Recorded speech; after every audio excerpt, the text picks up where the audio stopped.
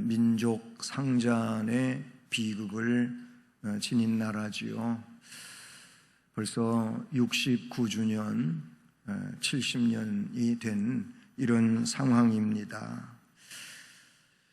잠시 후에 거기에 대한 피해에 대한 말씀을 잠깐 언급은 하겠습니다마는 모든 산천은 또 가옥은 거의 전파되다시피 한 이런 것이 6.25 전쟁이었고, 그리고 많은 인명피해가 발생했던 그런 전쟁이지요.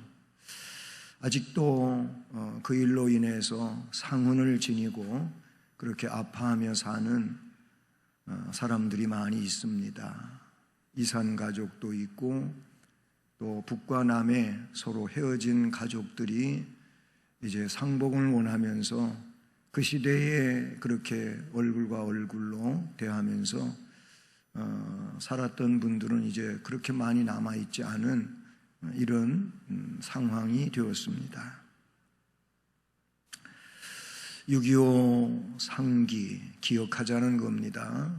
69주년 기념 예배를 우리가 드리면서 나라와 민족을 위해서 나는 나의 삶의 그런 위치에서 어떻게 하며 살아야 할까 생각해보는 귀한 시간이 되기를 바랍니다.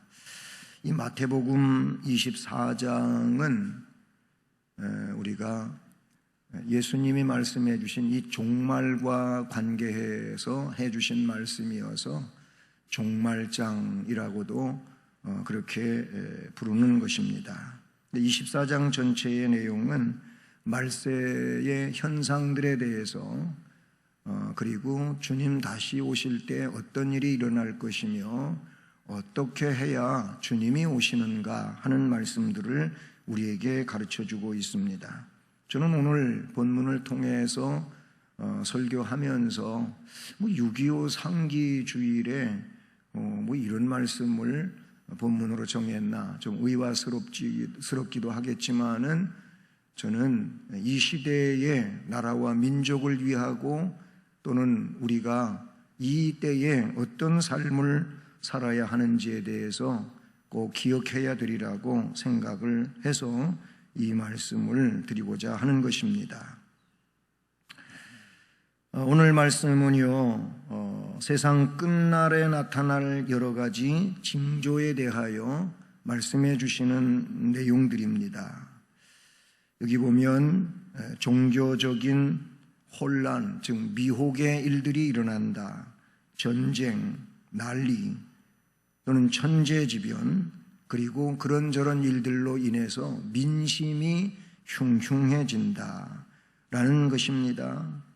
그 내용으로 가장 크게 말씀해 주시고 있는 내용은 자칭 그리스도라고 하는 이 적그리스도 내지는 거짓 선지자들이 대거 일어난다는 겁니다. 이단이라고 하는 것은 아주 오래전부터 계속 되어지는 얘기죠.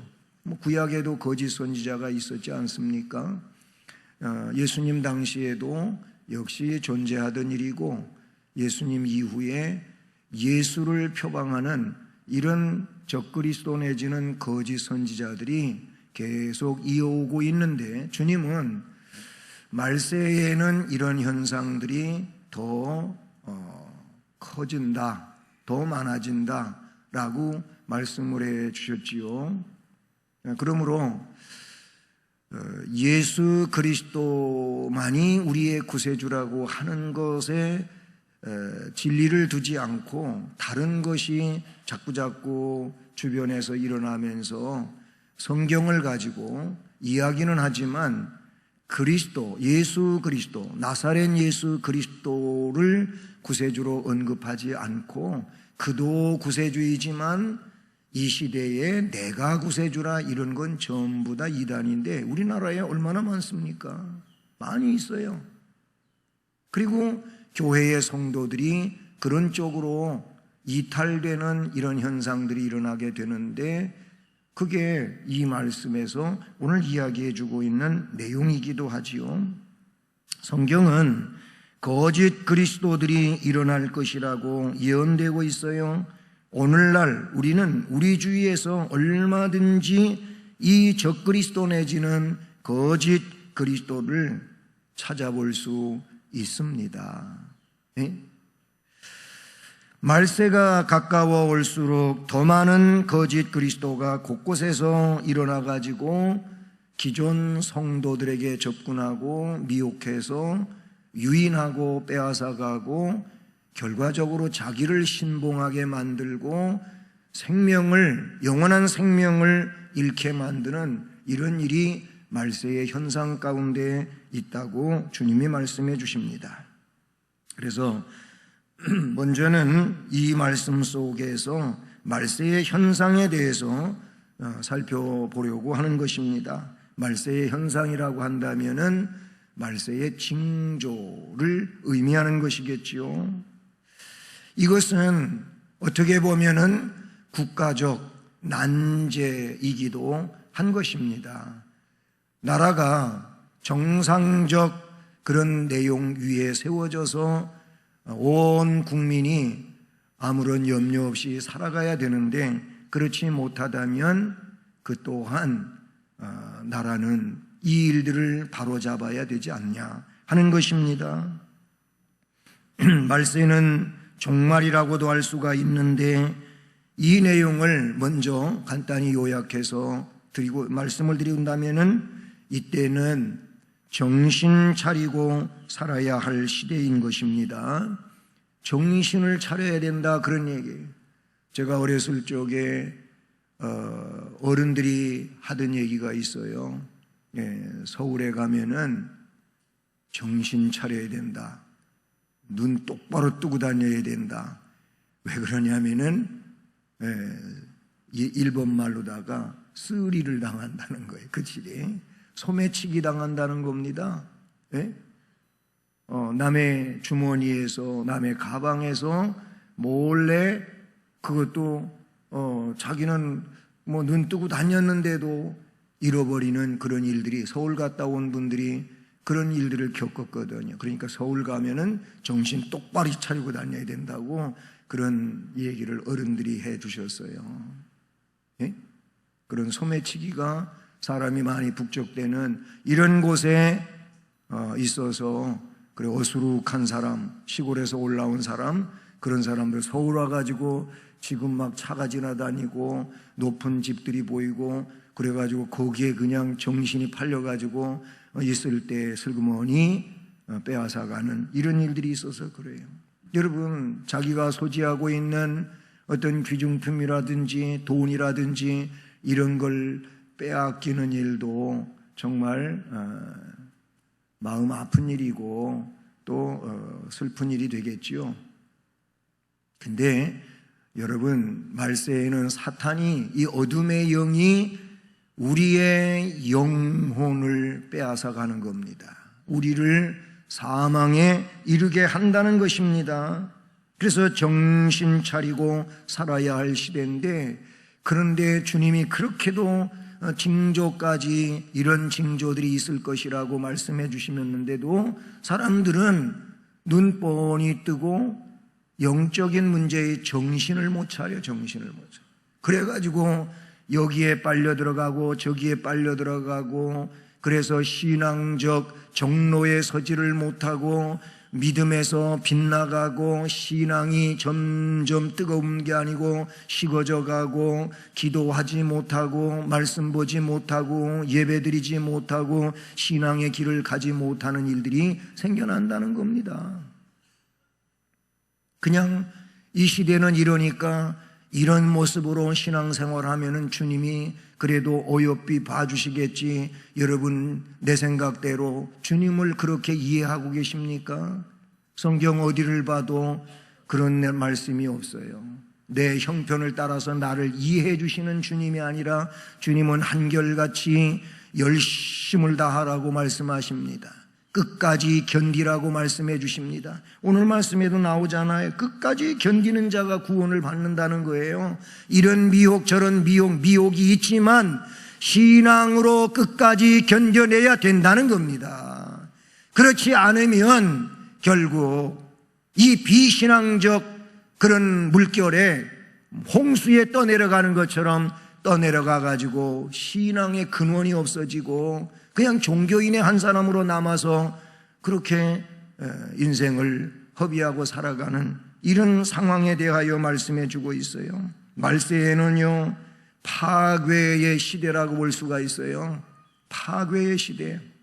그래서 모든 것을 파괴시킵니다. 사탄은 그 내용들을 파괴시켜요. 윤리를 파괴시키지 않습니까? 윤리가 파괴되다 보니까 결국은 사람들이 윤리를 따르지 않는 거예요. 비윤리적으로 살아가는 일들이 횡행하는 이런 상황이 빚어진다는 것이죠. 사람들이 윤리적이지 않기 때문에 종교적이지도 않습니다. 윤리적이어야 종교적일 수 있어요. 그런데 윤리를 버리니 어찌 거기에서 영적인 문제가 세워질 수 있겠느냐, 그런 얘기예요. 그러다 보니까 비윤리적인 사람들에 의하여 하나님이 그렇게 아름답게 만들어 놓으신 자연은 최초의 타락에서도 망가졌지만은 지금도 비윤리적인 이런 논리로 자신의 삶을 이기적으로 살아가는 사람들 때문에 자연은 계속 파괴되어지고 있고, 파괴된 자연 때문에 인간은 고스란히 그 피해를 겪어내야 되는 이런 상황에 이르고 있다는 것이지요. 여러분, 기독교적 이단, 종교적 이단이라는 얘기보다 더 좁혀가지고 기독교적 이단, 기독교라고 하면서 이단이라 그런 얘기예요. 이런 기독교적 이단, 재물적 사기, 성적 파괴, 유혹이죠.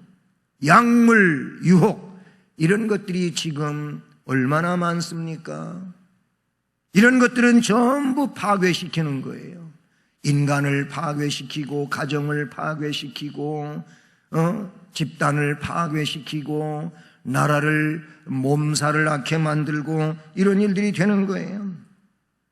사람의 미혹을 주의하라고 말씀해 주셨습니다. 그래서 오늘 본문을 읽은 5절 바로 앞에 4절을 보면 예수께서 대답하여 이르시되 너희가 사람의 미혹을 받지 않도록 주의하라 그랬어요. 기독교적 이단은 전부 잘못된 진리를 추종하는 사람들이죠. 이 사람들은 그게 진리인 것처럼 이야기하면서 기독교인들에게 접근하고, 그래서 그거보다는 이쪽이 진정한 진리다, 와 한번 들어봐라, 그것도 공개적으로도 안 하고 몰래, 성경은 몰래 하는 건 전부 나쁜 것이라고 이야기하고 있어.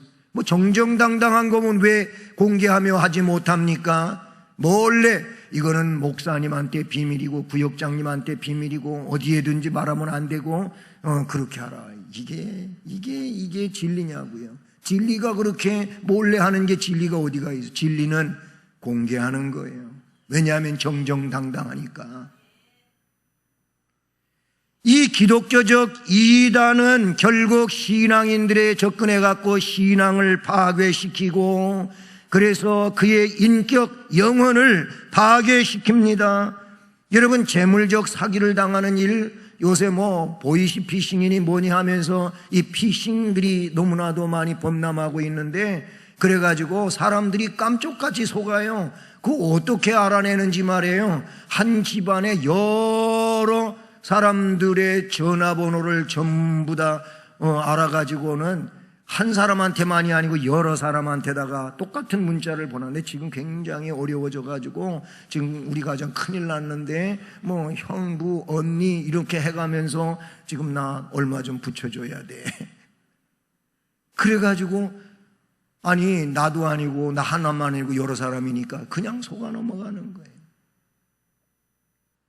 이게 뭐예요? 재물적 사기, 이 또한 유혹인데 사람이 한다면 사람의 미혹을 받지 않도록 주의하라. 성적인 미혹 마찬가지지요. 약물 중독에 빠지게 하는 미혹 다 사람들이 하는 겁니다. 사람들이 하는 거예요. 우리는 이런 것들에 대하여 조심해야 돼요. 이게 말세의 현상들이라고 말씀해 주고 있다는 것이지요. 이사야 3장 16절로 26절 말씀을 보게 되면은 거기에 말세의 현상에 대한 일부분의 이야기를 하고 있는데, 여호와께서 또 말씀하시되 시온의 딸들이 교만하여 느린 목 정을 통하는 눈으로 다니고 악의적거리며 발로 쟁쟁한 소리를 낸다. 그러므로 주께서 시온의 딸들의 정수리에 딱지가 생기게 하시며 여호와께서 그들의 하체가 드러나게 하시리라. 주께서 그날에 그들이 장식한 발목고리, 머리에 망사, 반달 장식, 귀고리, 팔목고리, 얼굴 가리개, 화관, 발목 사슬, 띠, 향합, 호신부, 반지, 코고리, 예복, 겉옷과 목도리, 손주머니, 손거울, 세마포원, 머리수건, 너울, 이런 것들이 말세에 있다는 겁니다. 이런 것들을 하나님은 제하신다고 합니다. 왜냐하면 그런 것들 때문에 썩은 냄새가 향기를 대신하고, 노끈이 띠를 대신하고, 대머리가 숱한 머리를 대신하고, 굵은 베옷이 화려한 옷을 대신하고, 수치스러운 흔적이 아름다운 것을 대신할 것이며, 너희의 장정은 칼에, 너희의 용사는 전란에 망할 것이며, 그 성문은 슬퍼하며 곡할 것이요 시온은 황폐하여 땅에 앉으리라. 이사야 3장 16절로부터 마지막 절인 26절까지의 이런 말씀들이 기록이 되어지고 있는데, 이 또한 말세에 드러날 현상에 대한 이야기라고 볼 수가 있다는 사실이죠. 사람의 미혹을 받지 않도록 주의하라. 많은 사람이 미혹하는 자들로 등장한다는 거예요. 그 다음에 난리와 난리의 소문이라고 말씀해 주고 있어요. 이것은 전쟁의 소문이라고 볼 수가 있는 그런 내용이라고 할 수가 있겠습니다. 우리가 사는 이 시대는 한 시대도 전쟁의 위협과 공포에서 벗어난 적이 없었어요. 전쟁은 가까이에서 멀리서 늘 되풀이되고 있어요. 이 전쟁은 사람들을 공포와 전율의 도가니로 몰아넣기는 하지요.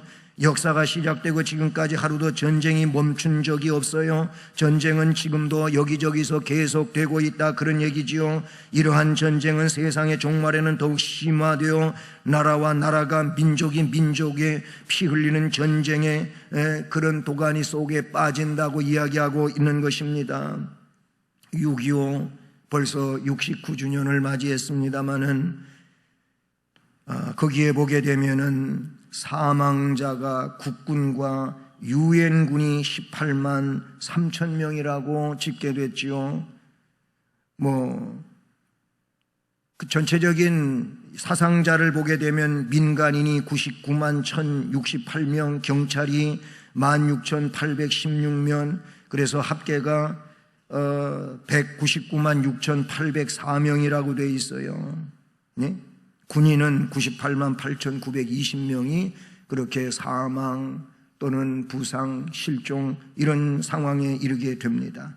북한군은 92만 6천 명, 중공군은 90만 명 정도, 엄청난 사람들이 전쟁 때문에 우리 국군도, 우리나라 사람도, 북한 사람도, 중공군도, 세계 파병된 유엔군들도 그렇게 세상을 떠났다고 하는 겁니다. 전쟁은 비극입니다.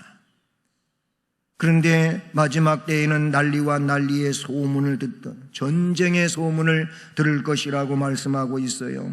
지금도 세계 속에 시리아에서, 예멘에서, 중동은 화약고라고 하는 이야기가 있어요. 지금 미국과 이란은 굉장히 어려운 상황에 마치 거기에 전쟁이 일어날 것 같은 뉘앙스를 풍기고 있습니다. 아프리카에는 여러 나라들이 내전을 겪고 있고, 그래서 많은 사람들이 피난민이 돼가지고 피난민으로서 유럽으로 그렇게 와가지고 거기에서 좀 거처를 만들려고 하는 이런 일들이 일어나고 있는 것은 우리가 뉴스를 통해서 잘 알고 있는 그런 내용들이지요. 그것만이 아닙니다. 말씀해 보니까 처처의 기근과 지진이 일어날 것을 이야기하고 있다는 사실이죠. 곳곳에 기근과 지진이 있으리니 그랬어요. 기근은 전쟁의 산물이기도 하지요. 그런가 하면 기근은 요즘에는 환경 문제라고도 말할 수가 있어요. 환경 문제 때문에 기근은 더욱 심해지고 있습니다. 식량 문제는 더욱 심각해져 가고 있습니다. 우리나라는 쌀이 남아 돌아가고 있는데 이것은 정말 하나님이 우리에게 주신 복인 줄로 믿습니다. 5만 톤인지 얼마 북한에 보내는 이런 얘기가 오가고 있지 않습니까? 그런데 여러분, 접경하고 있는 이 우리 대한민국과 북한을 한번 생각해 보십시오. 얼마 떨어져 있지 않은 그런 곳인데도 북한은 식량난으로 기아선상에 있다는 건 유엔의 보고를 통해서 잘 알고 있지요. 여러분, 대단한 겁니다. 하나님이 우리나라엔 복을 주셔서 쌀이 많이 비축되어 있다고 합니다. 작년 연말에 북한에다가 쌀 다 줘가지고 쌀값이 많이 올랐다 그랬는데 그거 다 진실이 아니었지요. 어쨌든 하나님은 우리에게 복을 주셨어요. 그리고 저 하나님이 없는 북한 땅에는 굉장한 이런 식량난에 허덕이고 있다는 사실입니다. 지금도 아프리카 대륙의 여러 나라에서는 하루에도 수많은 사람들이 굶주림에 견디다 못해서 아사되는 이런 상황에 있는 겁니다. 이러한 기근의 문제는 종말이 가까울수록 더욱 심각해진다는 겁니다. 지금이 그런 때가 아니겠습니까? 그 다음에 지진이 많이 일어난다고 했습니다. 지진은 성경에서 말씀할 때에는 하나님의 진노의 편으로 그렇게 나타나고 있지요. 지질학자에 의하면은 주기적으로 불의 고리에 의해 가지고 지진이 발생된다고 하는데 올해만도 세계 곳곳에 일어났던 큰 지진들을 보면은 2월 2일 날 멕시코에 6.6 강진이 일어났었어요. 일본에서는 벌써 올해만도 진도 6.8, 6.2 이런 지진이 몇 차례가 일어났는지 많이 있어요. 이를테면은 4월 28일에, 6월 4일에, 6월 17일에, 6월 18일에 이런 지진들이 일본에, 우리나라에 아마 6.8 정도의 지진 나면은 일본 같은 피해 정도가 아니고 더 큰 피해가 아마 날 겁니다. 그런데 일본에는 그런 지진들이 수차례 벌써 일어났다고 하는 사실이지요. 우리나라도 약하지만은 지진 감지되는 내용이 그전보다도 더 수가 많아졌다고 하는 거예요. 옛날에는 그런 지진을 감지하는 시스템들이 없었지만은 요즘에 생겨나가지고 그런 것들에 의해가지고 표시되어지는 걸 보면은 거의 며칠에 한 번씩 지진이 그렇게 일어나고 있다는 사실입니다. 여러분, 처처에 이 곳곳에 기근과 지진이 있다고 하는 것도 말세의 징조로서 주님이 말씀해 주셨습니다. 그런데 믿는 자를 환난에 넘겨주는 일이 있다고 그랬는데 그 일은 그전에도 있었어요. 주님 때에도 있었어요. 그런데 여러분, 요즘에는 이슬람 쪽에서 기독교인들에 대하여 얼마나 잔인한 짓을 하는지 아십니까? 여러분이 그 부분에 대해서는 잘 알지를 못하셔서 그렇지 이슬람권에서는 기독교인만 눈에 띄고 그래서 기회만 되면 붙잡아다가 너무나도 잔인스럽게 그렇게 죽인다고 하는 겁니다. 이슬람 사람들이 그렇게 합니다. 그전보다도 더 일은 많이 지금 일어나고 있다는 사실이지요. 그래서 이슬람권의 여행을 자제하는 이런 일들이 생겨나고 있다는 거예요. 믿는 자를 환난에다가 넘겨줘서 그들을 죽이고 박해하고 그래서 신앙을 빼앗으려고 하는 이런 일들이 있어요. 오늘날의 세계 도처에서 이유 없이 많은 성도들이 배신과 증오와 미움에 부당한 대우를 받고 삽니다. 주님의 재림이 임박해 오고 있다는 내용이 되기도 하는 것이지요. 단지 예수의 이름 때문에 미움을 받는다고 했습니다. 시험에 빠져 서로 넘겨주고 미워하는 일이 있을 것이라고 했습니다. 말세에는 불법이 성하고 사랑이 식어진다고 본문에 기록하고 있습니다. 디모데후서 3장 말씀을 보게 되면 1절로 5절의 말세의 고통하는 때가 이르리니 그랬는데 사람들이 자기를 사랑하고 돈을 사랑하며 자랑하며 교만하며 비방하며 부모를 거역하며 감사하지 아니하며 거룩하지 아니하며 무정하며 원통함을 풀지 아니하며 모함하며 절제하지 못하며 사나우며 선한 것을 좋아하지 아니하며 배신하며 조급하며 자만하며 쾌락을 사랑하기를 하나님 사랑하는 것보다 더하며 경건의 모양은 있으나 경건의 능력은 부인하니 이 같은 자들에게서 내가 돌아서라. 아멘. 거기 말씀에 말세에 고통하는 때에 등장하는 일들이 여러 가지 있는데 그 중에 두 번이나 언급되고 있는 게 뭡니까? 자기를 사랑한다는 겁니다. 돈을 사랑한다는 겁니다. 쾌락을 사랑하기를 하나님 사랑하는 것보다 더한다고 했습니다. 우리는 하나님을 제일로 사랑해야 될 줄로 믿습니다. 그런데 이렇게 제일로 하나님을 사랑해야 될 자들이 자꾸 쾌락을 사랑한다는 겁니다. 쾌락이 뭡니까? 자기의 즐거움이지요. 자신의 즐거움, 자신의 안일의 문제를 위해 가지고 하나님을 사랑하지 아니하고 그 길을 사랑하며 따라가는 일들이 생기는 것이, 왜 예배하는 일이 뒷전이 되고 기도하는 일이 멀어지고 그런 것입니까? 자기 욕망 때문에 그런 겁니다. 자기를 사랑하기 때문에 그런 겁니다. 돈을 사랑하기 때문에 그런 겁니다. 쾌락을 하나님보다 더 사랑하기 때문에 그렇다고 말씀해 주고 있다는 사실이지요. 이런 것들이 말세의 징조라는 겁니다. 그러면서 이미 앞에도 언급했지만은 그리스도인들이 고난을 당한다는 것입니다. 여러분, 고난 없는 그리스도인은 없습니다. 그리스도인은 고난이 있습니다. 왜 그러냐면은 신앙 때문에 그렇습니다. 예수님 가신 길을 따라가는 자들이기 때문에 그렇습니다. 즉 그리스도인의 고난은 예수 그리스도를 위하여 겪는 일인 겁니다. 그리고 그 고난은 복음 전도 때문에 일어나는 일들이라고 볼 수 있는 겁니다. 그러니 예수 그리스도 때문에 아니면 복음을 위해서라면 이거는 다시 줄여가지고 신앙을 위해서 겪는 일들이라고 볼 수가 있는 것이지요. 내가 예수를 믿고 진정한 기독교인으로서 세상을 살아가는데 거기에 고난이 없다면은 그는 자신의 신앙을 의심해 보아야 합니다. 왜 그러냐면 그 사람은 정상적 신앙의 길을 걸어가는 것이 아니고 세상에 믿지 않는 사람과 똑같은 길을 가고 있기 때문에 고난을 겪지를 않는 겁니다. 고난이 있는지 없는지 알지를 못하게 되는 겁니다.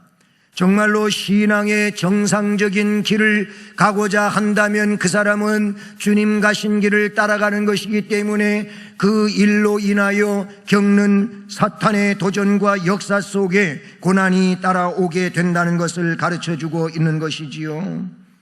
예수님께서 오늘 말씀은요, 제자들이 성전의 아름다움에 심취해서 그렇게 안일하게 있는 제자들을 향하여 예수님이 예루살렘이 장차 그 부패와 타락으로 인해서 멸망하게 될 것이다 라고 앞부분에 말씀하면서 종말에 관한 이야기를 하신 겁니다. 말세의 시기를 묻는 제자들에게 말세에 일어난 징조를 말씀해 주시며 이것은 말세에 나타날 여러 가지 거짓된 표적으로부터 성도들을 보호하기 위해서 해주신 말씀인 줄로 믿습니다. 그러니 너희들은 내가 말해준 이런 표적들을 보면서 신앙생활을 잘 해야 되지 않겠니? 하신 겁니다. 이런 징조에 대하여 말씀해 주신 것은 그 징조들이 드러나게 되면 아하, 주님이 말씀해 주신 그 실제적 내용이 지금 일어나고 있구나, 더 자주 빈번하게 일어나고 있구나, 그러니 신앙생활을 잘 해야 되겠구나, 이렇게 느끼라고, 깨달으라고, 실제 그렇게 살아가라고 말씀해 주신 줄로 믿습니다. 그런데 어쩌지요? 누가복음 18장 8절 말씀을 보면은 인자가 올 때에 세상에서 믿음을 보겠느냐, 이런 말씀을 하셨어요. 인자가 올 때가 언제입니까? 그 종말의 징조들이 더 많이 그렇게 일어나다가 결국은 우리 주님이 재림하시는 거거든요. 근데 그때가 되면은 사람들의 믿음이 형편없다는 것이죠. 인자가 올 때 세상에서 믿음을 보겠느냐. 여러분, 이 시대에 많은 믿음의 사람들이 있다고 합니다. 우리 교회도 그렇게 수백 명의 믿음의 사람들이 있지 않습니까? 근데 여러분, 한번 우리가 엄밀히 생각해 봅시다. 그 믿음이 정말 예수를 구세주로 믿으면서 예수님을 따라가는 그런 신앙인지 한번 우리는 생각해 봐야 된다, 그런 얘기예요.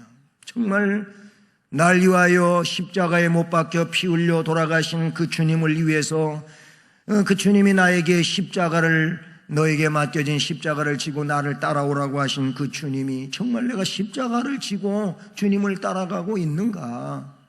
우리는 이걸 생각해야 된다, 그런 얘기예요. 그리스도인들에게 고난이 있을 것을 오늘 본문에도 주님이 말씀해 주시지 않았습니까? 그런데 이 고난은 겪어내야 할 그런 믿음의 일들이라고 볼 수가 있는 것이지요. 그렇습니다. 사람들은 주님을 따라가면서도 예수님의 고난은 외면한 채 그 주님과 함께 누릴 영광만 생각하고 나아가는 것 같아요. 그 고난을 통해서 영광에 나아가는 것인데, 고난은 다 원치 않으며 그냥 영광만 바라보고 나아가는 이런 일들은 합당하지가 않습니다. 그러므로 우리는 오늘 우리에게 주어진 직임에 충실해야 합니다. 주를 위해서 헌신해야 합니다. 그렇게 하다가 보면 우리에게 주님을 따르는 고난이 있다, 그런 얘기예요. 이 고난을 우리는 주께서 주신 성령의 은혜와 능력으로 이겨내야 될 줄로 믿습니다. 절대로 십자가를 거부하지 말고 십자가를 수용하는 자 되기를 바랍니다. 그 십자가를 지고 붙들고 나아가는 자가 되기를 주님의 이름으로 축복합니다. 거짓 선지자들의 위협이 따라온다 할지라도 그들이 외적으로 기적과 표적을 행하며 감언 이설로 꼬여 우리를 넘어지게 하는 것 같을지라도 우리는 진리 안에 살아가는 자가 되기를 주님의 이름으로 축복합니다. 끝으로 우리는 주님의 재림과 복음을 전파하는 심령이 되어야 할 줄로 믿습니다. 바로 이 재림을 사모하면서 지금 현재 나의 삶의 내용들 가운데서 진리이신 예수 그리스도, 우리의 생명의 구주가 되신 예수 그리스도, 이 복음을 전파하는 자가 되어야 할 줄로 믿습니다. 이 복음을 통하여 내가 살고 내 가정이 살고 우리 교회가 살고 우리의 주변이 살고 우리가 함께하는 공동체가 살아날 것이며 결과적으로는 이 나라와 민족이 사는 일이 될 것입니다. 주님은 말씀해 주셨어요. 오늘 마지막 절에 이 천국 복음이 모든 민족에게 증언되기 위하여 온 세상에 전파되리니 그제야 끝이 오리라. 아멘. 복음은 죄인된 우리를 그리스도께로 부르는 복된 소식인 줄로 믿습니다. 우리가 그리스도로 말미암아 다시금 회복되게 하시는 줄로 믿습니다. 이게 복음인데 이 복음을 나만 가지고 있지 말고 전하라고 하십니다. 바로 우리의 주변에, 우리 민족에게, 세계 민족에게 복음을 전하라고 주께서 말씀해 주시는 줄로 믿습니다. 그래서 복음은 확산되는 것입니다. 생명을 주는 이 복음, 전파되어야 할 이 복음, 생명이 없는 자에게 그렇게 가서 이 복음을 증언하여 그도 생명의 사람이 되게 하라고 주께서 말씀을 해 주시는 줄로 믿습니다. 우리나라와 민족이 진정으로 사는 길이 무엇이겠습니까? 옛날보다 우리는 더 많은 재물을 보유할 수 있는 이런 시대가 됐어요. 그래서 무슨 1만 불 시대 벌써 지났지요. 2만 불 시대 지났지요. 3만 불 시대라고 하는 그런 내용을 우리가 말하는데 지금 우리 어렵잖아요. 물질이 더 많아진다고 해서 우리의 영혼이 더 복되어지는 것 절대 아닙니다. 저는 부유하게 사는 것을 원치 않은 것이 아니라 우리는 그것보다도 더 추구해야 될 일이 뭐냐면은 바로 영적으로 바르게 나도 내 주변도 이 나라 이 민족도 세워지기를 위해서 해야 할 일이 있는데 우리가 먼저 하나님 잘 섬기고 그리스도인으로서의 길을 걸어가고 그리고 복음을 증언해야 된다고 하는 것입니다. 우리는 복음을 확산시켜야 될 줄로 믿습니다. 하나님은 인내하고 계십니다. 복음이 땅끝까지 이를 때 주님이 재림하신다고 하셨어요. 그러므로 주님은 복음이 땅끝까지 임할 때까지 자신의 재림을 참고 기다리시는 줄로 믿습니다. 그것은 그의 사랑과 인내에 기인하고 있는 것이지요. 그러므로 주님이 이렇게 인내하고 더 기다려주시는 이런 상황 안에서 우리가 해야 할 일은 주님 다시 오실 때까지 이 믿음의 길을 가면서 우리는 복음을 전해야 될 줄로 믿습니다. 온 세상에 복음이 전파되리니 그제야 끝이 오리라. 아멘. 그렇습니다. 시작과 끝은 하나님께서 그렇게 그 주권으로 이행하시는 일인 줄로 믿습니다.